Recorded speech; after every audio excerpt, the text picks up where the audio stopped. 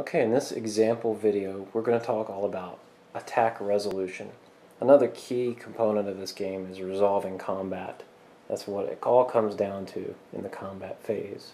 So now that attacks are declared, and we know from the beginning of the turn who won initiative, in this case we're going to say the Germans won the initiative, we alternate resolution of these declared targets in the order of initiative winner first, and then players alternate. So for example, the initiative winner will get to fire the first shot, and then the opposing player will get to fire one of his attacks. You can do that in any order you choose. It's just key that you alternate, and it's also key that damage is instantaneous. So the initiative winner could, for example, fire that Panzerschreck at that Sherman and take it out before it can fire. These are the same combat mechanics from the basic Spearpoint 1943 game. So if you're familiar with those, this will come naturally as you play it with the map expansion. So the first step of combat resolution or attack resolution is to choose an attack to resolve. So let's go ahead and do that. Let's go ahead and fire the bazooka team, let's go ahead and fire the Panzerschreck team at this Sherman, which was a previously declared attack.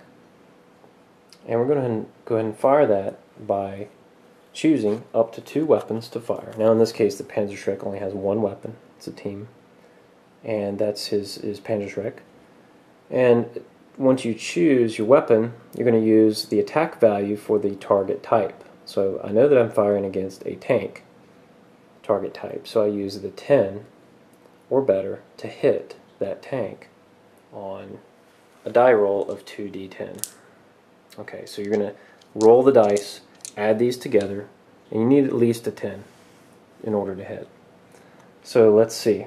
Alright, let's see what we do here. So an 8 is going to be a miss. Okay, so the next thing we do is we show that he's attacked. So the way you do that is you flip over the paired targeting counter, and that indicates that the Panzerschreck has fired. Now we alternate to the US player. The US player had, let's say, previously targeted with the Sherman this Panzer IV. So we know that everything's okay for that target to occur. He's within line of sight, he's within range, and now to resolve that attack, any 2 weapons that can affect the unit are going to be used.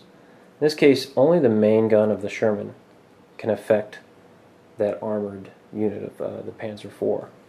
So the Sherman will fire the 75 using the vehicle target value, attack value. So a 10 or better is required to hit that Panzer IV. Now if I rolled, say, a 16 instead, typically the next thing you do when you hit is you see how well placed that shot was. It's a roll called intensity. So intensity determines whether the unit fired and hit maybe near the treads or a direct hit on the middle of the tank there, the turret. So let's see, intensity, the higher the better for the attacker, is 1d10, 9, so it's a very good hit. Intensity is added to what we call the damage index for that weapon. So you can see here the 75mm gun has a damage index on the right of 7. 7 is added to what I just rolled, the intensity, and that results in 16. 16 points of damage are not the amount that you subtract from the unit's current endurance. The unit has a current endurance of 11. However, it does have some armor. That's a tank. So you have to account for that armor. The way you do that is you look at the defense value of 6 in this case, and you subtract that from the total of intensity and DI. So it flows pretty quickly once you get used to this. But so we rolled a 9 on intensity, and we had a 7 damage index from the weapon.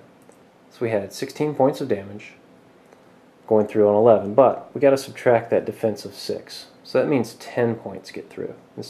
That's going to take him down to 1. Now if I'd done at least 11, he's destroyed outright, and you figure out what happens to the crew. But in this case I rolled enough to take him down to 1, and we mark that with a temporary damage tracker right there. That 1 indicates he's down to that, because other units declared on that target may actually stack the damage. So we mark that damage with the temporary damage tracker here. And what that indicates is that any other attacks this turn will stack onto that current amount and potentially take it out. Now, if that doesn't happen, the unit will be back up to the half damage breakpoint, or 6. Now, one other thing that happened here is we exceeded the half damage breakpoint. That's this 6 value right here, the red. What that means is you draw from the damage deck, which is a shuffle deck at the beginning of the game. You're going to draw a damage card off the top. You're going to apply the damage effect based on the unit type icon. So in this case we apply the vehicle effect, which says that the tank would be immobilized. Opposing units receive a bonus of 2 to attack, and a penalty of 2 is applied to the defense of the unit. So the way you apply that is right under here. And there you have it. Now, the tank is immobilized. So that's going to be detrimental for that Panzer IV, of course. Now we flip this targeting counter pair over to show that we're done with the Sherman's attack. And we would go ahead and alternate back to the Germans for the next attack. The next attack happens to be the Panzer IV firing back at the Sherman. This was, again, previously declared at the beginning of this phase. And so the Panzer IV will fire its main gun, and he needs an 11 or better on 2d10 to hit that tank. In this case, we rolled an 18, and that's another good example because it's one of the other special rules. An 18 means you double the intensity and then add the damage index of the weapon, so it's a very good hit. So we roll intensity. In this case, we roll a 6.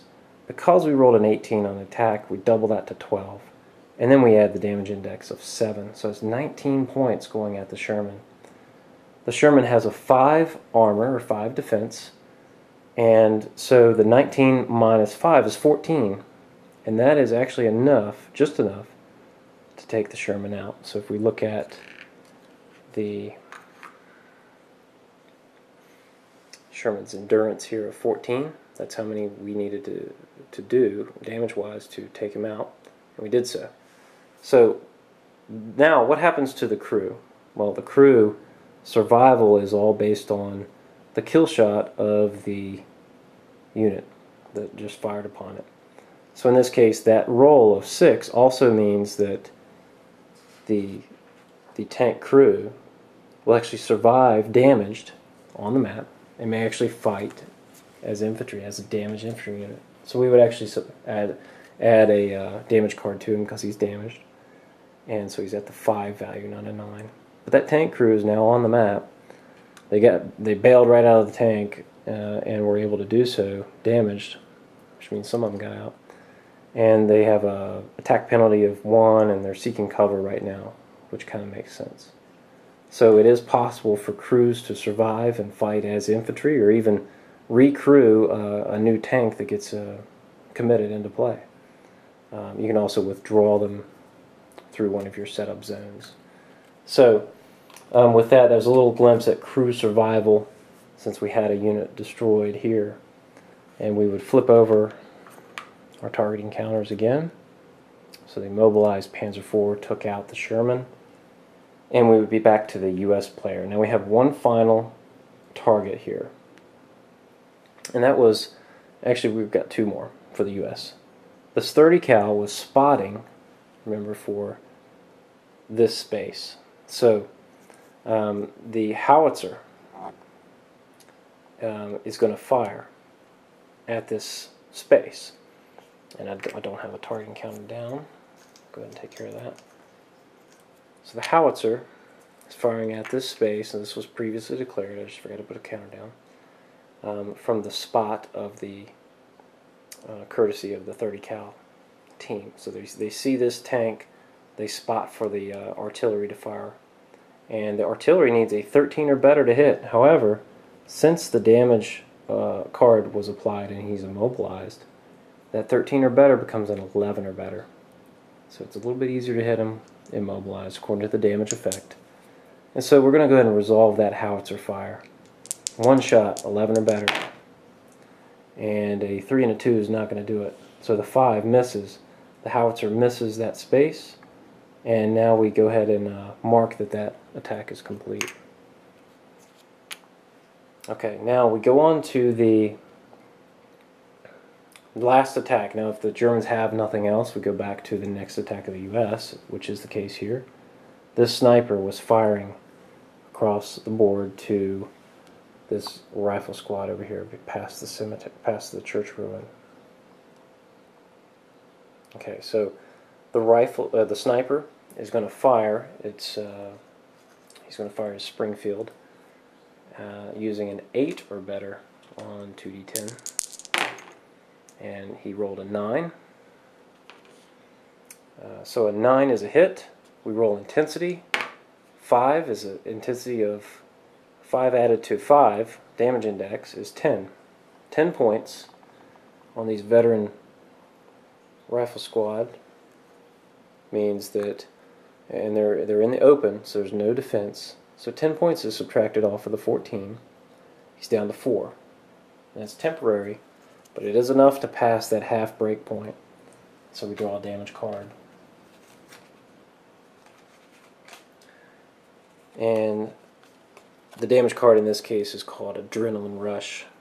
We apply the infantry effect, and it gives them an actual attack bonus for this turn if they had any targets.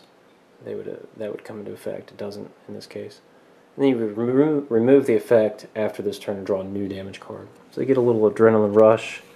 However, they are damaged. It's kind of a temporary effect, but the damage remains. Now, what's interesting here is we're done with all attacks. This is flipped over as well. We had a couple of units at a temporary low endurance of 4 in this case, and 1 in the case of the Panzer IV. We're not there yet, but at the end of the turn, I want to mention what happens to these units. Now, the units receive damage. That damage card stays. Even if it's a temporary effect, the card itself stays to remind you that you're at this 6 level, not the 11. You're at the half endurance level, not the full endurance level. And so what happens though with this temporary damage? The 1 no longer applies at the end of the turn. The unit will recover somewhat, and you're not tracking damage beyond the current turn. So he is immobilized still, but he's recovered back up somewhat to a 6 instead of a 1. So it gives him a little bit more of a fighting chance next turn. So it's important for those tough German tanks to have multiple attacks in a single turn going at them in order to be able to damage them. So that is combat resolution, and if you want to read through more details of that, I urge you to check out the combat section of the rules. It walks through everything I've just said and a few additional special rules that come up in certain cases. We are going to talk a bit about crew survival in the next video, and that's pretty interesting, so check that out. So if you have crews that are fighting a crewed weapon or a tank, what happens to them when that tank is destroyed or when that aircraft is shot down? So we'll talk all about that in the next video.